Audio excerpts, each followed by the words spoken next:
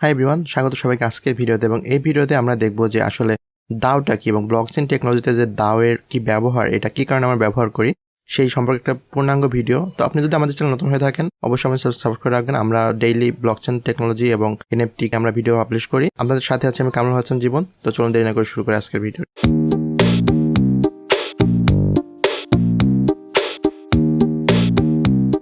আজকের এই ভিডিওতে আমরা ডিসকাস করবো আসলে দাওটা কি, দাও টার্মসটা কি বোঝায়। ব্লকচেন টেকনোলজিতে দাও অর্থ হচ্ছে আপনার ডিসেন্ট্রালাইজ অটোনোমাস অর্গানাইজেশন। এটাকে অনেকটা আপনার একটা কোম্পানির সাথে তৈরি করতে পারেন, কিন্তু যেই কোম্পানিতে মানুষের প্রয়োজন খুব কম এবং এটা অটোমেটিক্যালি কাজ করে এবং এটা একটা ডিসেন্ট্রালাইজ কোম্পানি। তো আমরা এটা একটা কিছু এক্সাম্পলের সাহায্যে আমরা বুঝবো।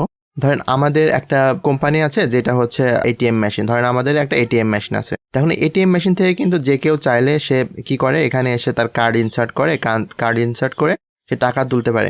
কিন্তু এই যে এটিএম মেশিনটা আমাদের আছে, ধরেন আমাদের একটা ব্যাংক আছে, ব্যাংকের এটিএম মেশিন। তো এখন এই এটিএম মেশিনে কিন্তু টাকা সবসময় থাকে না। এই টাকাটা কিন্তু আবার বাইরে থেকে আমাদেরকে প্রতিদিন শেষে যেভাবে আপনারা দেখেন টাকার গাড়ি এসে এটিএম মেশিনটা লোড করা লাগে। তো দেখা যাচ্ছে যে এটিএম মেশিনটা কিন্তু অটোমেটিক, তাহলেও কিন্তু এখানে কিছু মানুষের প্রয়োজন আছে এই মেশিনটাকে যে আবার নতুন করে যে টাকা দিয়ে ফিল করবে সেটা করার জন্য। ঠিক সেমভাবে এই ডিসেন্ট্রালাইজ অটোনোমাস অর্গানাইজেশনটাও কিন্তু আপনাদের তিনটা পার্টে যে বিভক্ত। এইটা যেহেতু অটোমেটিক, তাহলেও কিন্তু কিছু মানুষের প্রয়োজন আছে, এই জন্য এটাকে ডিসেন্ট্রালাইজ অর্গানাইজেশন বলা হয়। এখন এই যে দাও, এই দাওয়ের কিন্তু তিনটা পার্ট আছে: স্মার্ট কন্ট্রাক্ট, টোকেন এবং হচ্ছে গভর্নেন্স বা ভোটিং। তো আমরা এই তিনটা জিনিস কি বুঝবো। তো স্মার্ট কন্ট্রাক্ট হচ্ছে আমাদের যে ব্লকচেনে বিভিন্ন কন্ট্রাক্ট দেওয়া থাকে যেটা অটোমেটিক্যালি কিছু কোডের সমন্বয়ে কাজ করে। আপনি যদি স্মার্ট কন্ট্রাক্ট ডিটেলস বুঝতে চান আমাদের আরেকটি ভিডিও দেওয়া আছে, সেটা দেখতে পারেন। তো সংক্ষেপে হচ্ছে এটা একটা অটোমেটিক একটা কোডিং সিস্টেম, যেখানে কিছু কমান্ড দিলে বা যদি তার যে চাহিদা বা যে আমরা স্মার্ট কন্ট্রাক্টে যা লিখে দিয়েছে সেই কন্ডিশনগুলো যদি পূরণ করে তাহলে একটা ফাংশন এক্সিকিউট হয়। এখন এই দাওতে কি হয়, দাওতে আপনার ধরেন আমাদের যে এটিএম এর এক্সাম্পলটা দিলাম, এখন এটিএম এর এক্সাম্পলে যেটা আছে যে আমাদের এই যে আমরা যে এটিএমটা রিলিজ করেছি এখানে, এখন এখানে একজন এসে সে হচ্ছে তার কার্ড ইনসার্ট করতে পারে, তার কার্ডে যদি ব্যালেন্স থাকে টাকাটা ক্যাশ আউট হয়ে যাবে। এটা সম্পূর্ণ অটোমেটিক হয়ে যাবে আমাদের এই স্মার্ট কন্ট্রাক্টের মাধ্যমে। আর আমরা ইউজ করছি স্মার্ট কন্ট্রাক্ট যেহেতু এটাকে আমরা ডিসেন্ট্রালাইজ করতে চাচ্ছি সেই জন্য।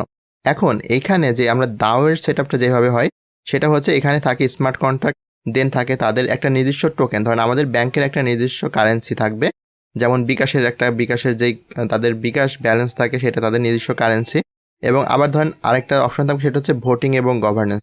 তো এই তিনটা একসাথে কীভাবে কাজ করে সেটা, ধরেন আমাদের এই যে আমাদের ব্যাংক আছে, ব্যাংকে চাচ্ছি আমরা ব্যাংক থেকে 500 কোটি টাকা দিয়ে আমরা হচ্ছে একটা নতুন ব্যাংকের একটা শাখা স্থাপন করব। তো এইটার জন্য আমরা কিভাবে কাজ করব, এইটার জন্য আমাদের যে টোকেন বা এনএফটি থাকবে আমাদের যে ব্যাংকের যারা শেয়ার হোল্ডার তাদের কাছে, তারা আমাদের কাছে এই যে ভোট দিতে পারবে। এখান থেকে আমাদের যে গভর্নেন্স এবং ভোটিং সিস্টেম থাকবে সেখানে তারা ভোট দিতে পারবে।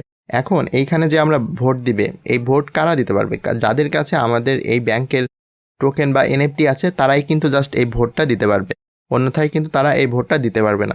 সো এই দাও সিস্টেমটা এমনভাবে করা থাকে যে একটা অর্গানাইজেশনের কাছে, সেই অর্গানাইজেশনের যে দাও সেট আপ করা থাকে, ধরেন আমাদের এখানে যে স্মার্ট কন্ট্রাক্ট সেট আপ করা আছে এইটার সাথে যে আমাদের যারা হোল্ডার, শেয়ার হোল্ডার, যাদের কাছে এনএফটি বা টোকেন থাকবে, তারাই হচ্ছে আমাদের বিভিন্ন ডিসিশনে ভোটিং করতে পারবে। কারণ আমরা এই যে এখানে আমরা একটা ভোটিং চালু করেছি, যে একটা নতুন ভোটিং স্টার্ট করলাম যে আমরা 500 কোটি টাকা দিয়ে এখানে একটা নতুন শাখা স্থাপন করবো। ধরেন আমরা মতিঝিলে একটা নতুন শাখা দিব।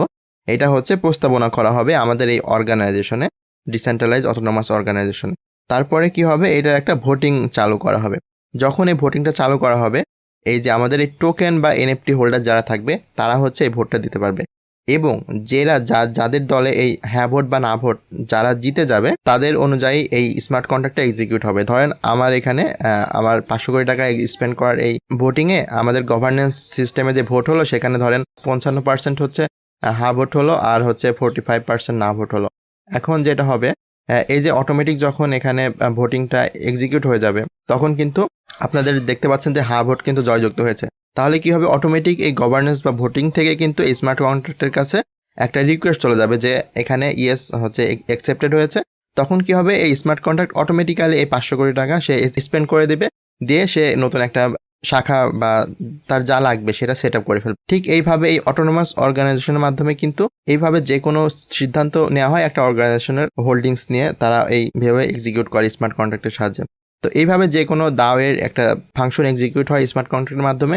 কিন্তু এখানে একটা অপশন থাকে, সেটা হচ্ছে যারা হচ্ছে এই DAO এর NFT বা টোকেন হোল্ডার থাকে তারা কিন্তু হচ্ছে আপনার এই গভর্নেন্সে ভোট দিতে পারে। ঠিক সেমভাবে আপনারা যদি বড় বড় NFT দেখেন, যেমন ক্রিপ্টো পাঙ্কস বা অন্যান্য যে বড় NFT আছে, তাদের কিন্তু এই ক্রিপ্টো পাঙ্কসের DAO আছে। যারা তাদের এই NFT হোল্ডার ক্রিপ্টো পাঙ্কসের, তারা চাইলে যে কোনো ভোট করে যদি সেটাকে তারা ইয়েস করতে পারে তাহলে কিন্তু তারা ব্যালেন্স পেয়ে যায়। যেমন রিসেন্টলি কিন্তু তারা প্রত্যেকে যারা হোল্ডার ছিল তারা প্রত্যেকে $1,75,000 করে তাদের নিজেরা একটা বোনাস নিয়েছে এই DAO এর মাধ্যমে।